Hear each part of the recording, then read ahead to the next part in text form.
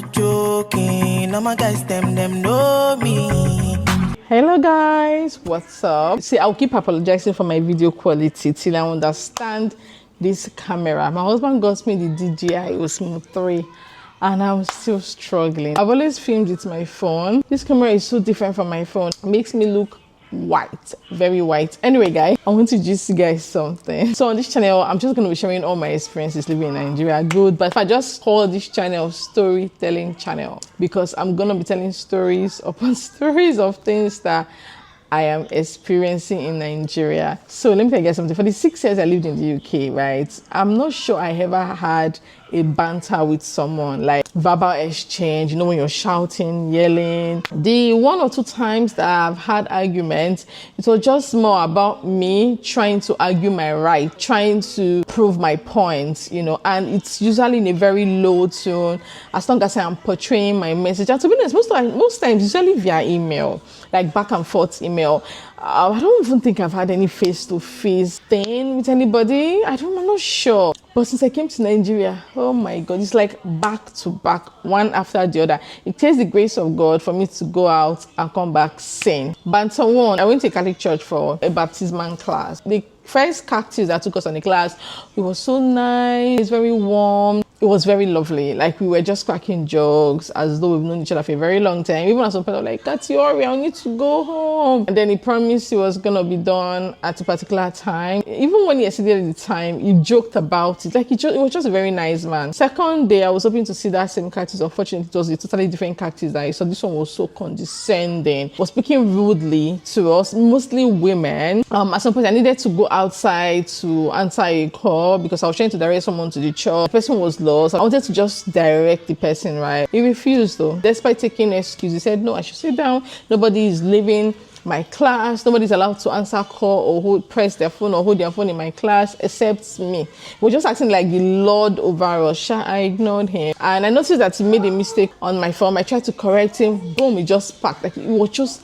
so unruly, so uncool, just shouting, yelling. It was just so annoying. And I realized that people were finding him funny. Like, they were laughing. They think it's funny. Like, I got what he was doing. And to me, it was not funny. I wasn't even laughing. Like, it was not funny. But I ignored him. Day 3, the same thing, very condescending. I ignored him. Now, on the D-Day, right, of the baptism, my son Kobe was repeating after the priest. You know how kids can be. Anything the priest says, my son will say. It was kind of distracting in all sincerity. I tried to, pacify him, tell him, shh, Kobe, keep quiet, keep quiet. One more kind. Even the priest was even laughing at some point. But Almighty Kati was saying, who was that child? Who is the mother of that child? I was saying, you are your child out. You again? I ignored him. I was just trying to distract Kobe. But Kobe was in that mood to talk and talk. I said, Jesus, Kobe, you're not usually a talkative like this. So what is going on? What is going on? Anyway, thankfully, it ended well. Thank God. I really tolerated him. Now, he asked us to come over to his office for our card. Getting there, at first he was like, oh, we should leave his office. It's not time yet for rudely. We left his office. We're waiting in the waiting area. So when he came out and issued my card to me, I realized that he made a mistake with the name. So I tried to correct him. Please, sir, you made a mistake. And this is the same name I was trying to correct him 2 days ago that he was shouting at me. The next he said, hey, do you know how many names I have to write?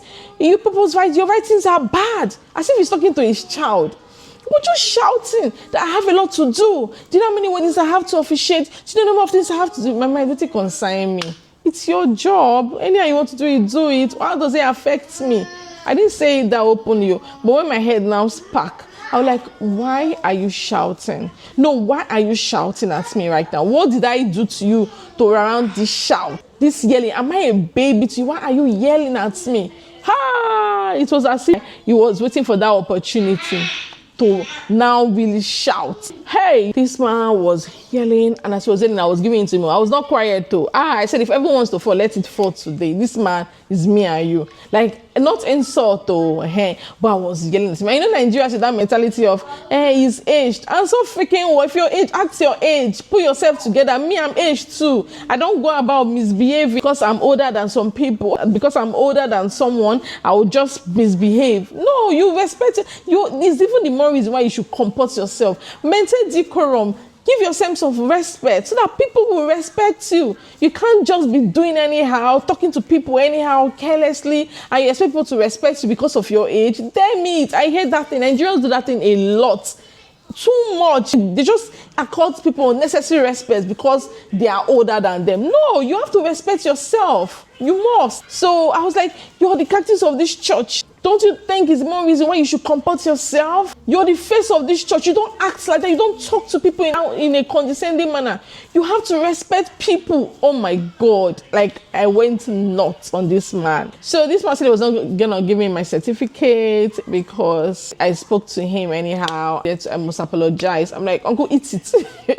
Carry that certificate and swallow it. So apology you will not get. I'll go to another Catholic church and get that same certificate. It's not money I will pay. Like, I was so The first cactus saw me. I was like, my friend, who provoked my friend? Why is my friend sad? What happened to my friend? So we kind of bonded very well on day one. So he was like, my friend, this is my ever smiling friend. You're angry today. So I told him everything. I was like, this cactus self. It's like they know him. Let me go and speak with him. So he went inside, spoke to him. Then he came out and said, my friend, I think you have to apologize to him before you can give the certificate. I said, sir, I'm not going to apologize. You can keep it. I will not apologize. So people want me to rub his ego, pet it, and enable him so that he will not continue doing it to people. It's not me. Look for another person. It cannot be Melissa. I will not apologize. I will not do it. My friend, I'm begging you. This man almost made me, but me, I stood on business. So I stubborn die. I said I will not. I don't know how he maneuvered this way and got it. I said, my friend, I'm not happy with you. You not apologize. I just laughed about it, and that was it. And anyway, I still got my certificate, and I did not apologize. There was no way I was gonna apologize. No, I'm not that kind. I know, not when it has gotten to that point. It was a point of no return, except it was holding my life. That was like the only reason why I would apologize. But as long as what is holding is something that can be replaced, I'm gonna chop him. Number two is when I had an accident. So I think I gisted you guys. I was driving, I indicated to go right. You know, bike men, they drive like mad people. This man was so impatient. He wanted to just rush out before I turn. Unfortunately, I did not see him, so I brushed him up and he fell into the gutter and damaged some parts of his motorcycle. If I could say, Jack, other bike riders gathered me on that day was, hey God. Hey, because they said I should pay 20-something thousand. I said, like, yeah, the only thing I have is 5,000. We argued it out. I ended up paying 5,000. The third time was I went to HMDs to buy something. I wasn't sure of which of the products to buy. I can't remember. It's been a while. So I called one of the store assistants to help me. Like, I'm not sure if these two things are the same things. I don't buy the wrong thing. And she explained the first time in a very low tone. I didn't get that. I'm like, sorry, what did you say? Didn't you hear what I said? I said, she just switched mode. I'm like, it's okay, you don't need to shout. It's just me and you. Am I shout? Jesus, I'm like, did you see me in your dream?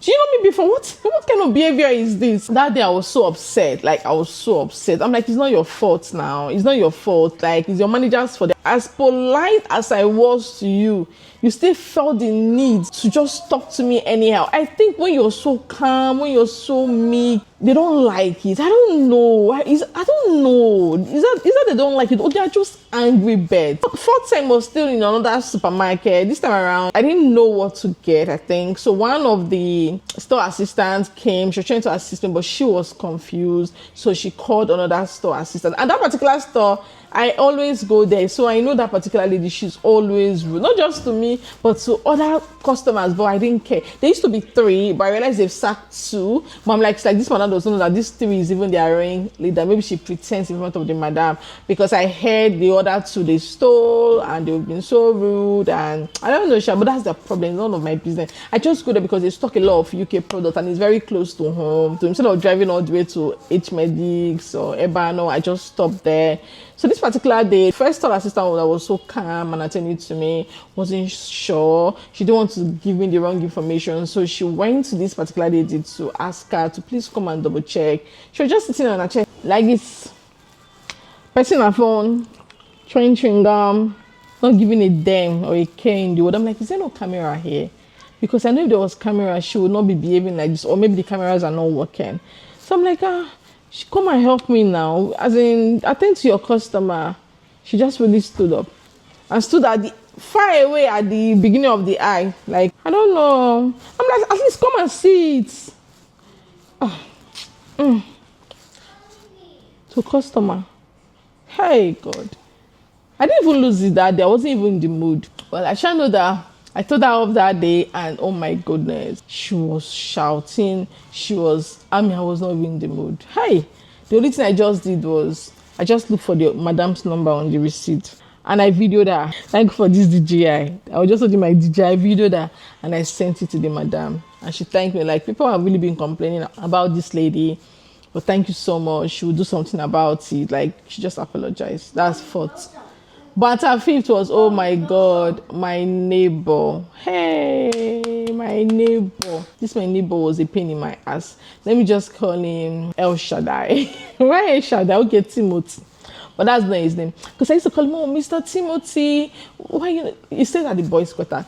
Why are you not locking the gates? Please be locking the gates. You know, my kids are always in the compound playing. Please. Because of the whole insecurity thing. Like, anybody can come in and take my child. I was like, but there's a main security at the entrance. Nothing's going to happen. As long as I am here, nothing's going to happen. What do you mean by as long as you're here, nothing's going to happen? Like, what kind of talk is that?